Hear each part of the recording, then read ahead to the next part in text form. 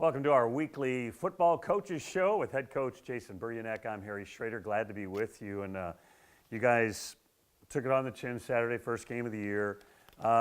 There's got to be a level of disappointment after game number one. I know you guys feel like you played fairly well other than some turnovers, but there's got to be a level of disappointment.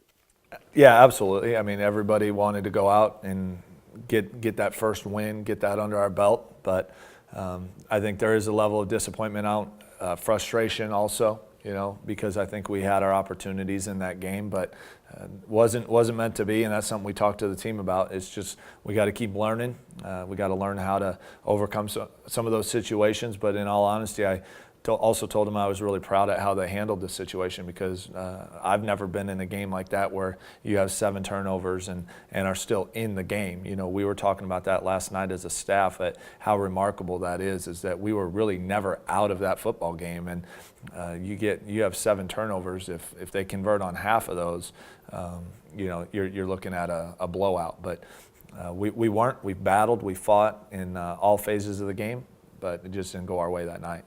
So you come back from that and you're disappointed, then you got to make the long trek back home. What's this week like at practice? Meaning, how do you now turn it back around and make it a positive week for the players? Well, just go out and keep having fun. Understand that one game is not going to define us. It doesn't define our season. There's a lot of football left to play. Everything that we want and that we are working for is still very much on the table. And we just got to take one day and one game at a time, and that's what we're talking about this week in practice. There's a lot that we can get cleaned up. We were pleased at the way we played on defense. We were pleased at the effort that they put forth and the way we tackled. We were pleased at the way the offensive line blocked and the way we ran the football. But we're gonna see better. Lion was a really good team, but obviously we've got some top-ranked teams on our schedule that are still coming down the alley at us, but we've got to be ready on both fronts, so we'll keep going. After a tough loss like that, then having an entire week off prior, you get a week off before the game and so forth, is that good or bad? I know we would prefer to change it. Yeah, we would prefer to change it, because I think more so from just the point of having a more mid-season rest for our guys. I know we have some guys that are banged up, some bumps and bruises from that first real game action, but gives us a chance to heal them up. But I know also when you get that in the middle of the season, that's pretty nice as well. But it is what it is. We know what our schedule is. We knew this coming in. And so we'll plan accordingly and just keep moving forward. But it does help us in the sense of there's a lot of growth, and we've seen this in the past couple of years. There's a lot of growth for us from week 1 to week 2. So we'll take full advantage of it. The Spartans have a week off this week, and in retrospect, you had a transfer that was going to be your starting quarterback. You went with the freshman because the transfer didn't have all the P's and Q's squared away just yet. In retrospect, first game, night game, live bullets flying, was that a mistake putting the freshman in that spot? I don't think so. I mean, I think as a staff we were all on board with that decision. One of the things that we've talked about repeatedly in past years was, where are the veteran quarterbacks? We've had inconsistent play from them. They've had all of spring ball out there to show us what they can do and be consistent. They've had all of fall camp to go out there and continue to win that job, and it wasn't done, and that consistency, or rather inconsistency, is still there.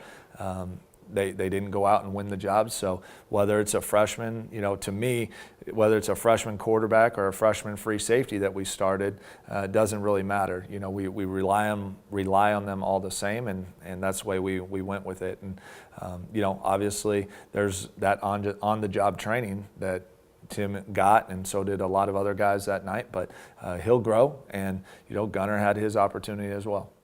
You told me before we came on the air that felt like the team played pretty well other than the turnovers, came out pretty injury-free. So what will you guys work on this week? Just fundamentals, the details. I think we're spending a lot of time just making sure the quarterbacks know what their reads are in certain plays, just making sure that we're all on the same page. We threw one interception down the sideline. It looked like there was nobody around, makes the quarterback look really bad. It really comes back to making sure the receiver and quarterback are on the same page. If the receiver can't beat the guy deep, then he's going to drop his route out to the sideline, and they just weren't on the same page there. So just working on those little details that come with young players. You have a freshman throwing to a freshman. So that just is something that you just get with repetitions, and just continue to work on what we want to build, that competition and the attitude and the effort that we want to build into this team. Despite the turnovers, you guys only allow 28 points, 4 touchdowns. So you're pretty happy with your defense. Talk about some of the defenders that played well. Well, I was really, really happy with the way Caleb Carver played at middle linebacker for us, replacing Sean Geary. I thought he played a great game. He had a great fall camp. He didn't come in as a starter, but he won that job, and it was just with pure effort, flying around the field, making tackles. I thought Connor Bomstead played a heck of a ball game and is just that glue out there for us, and he knows where he's supposed to be. He can get some of the younger guys lined up. Zach McBride, Devontae Johnson, and then the guys who I thought made some of the biggest improvement was our defensive line.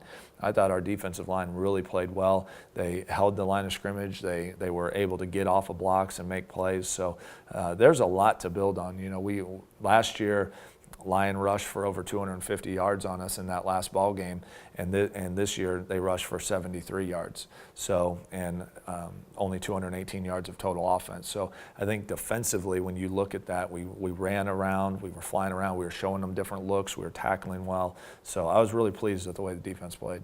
On the other side, over the years, you've struggled putting together an offensive line, meaning finding those guys that are big enough and athletic enough.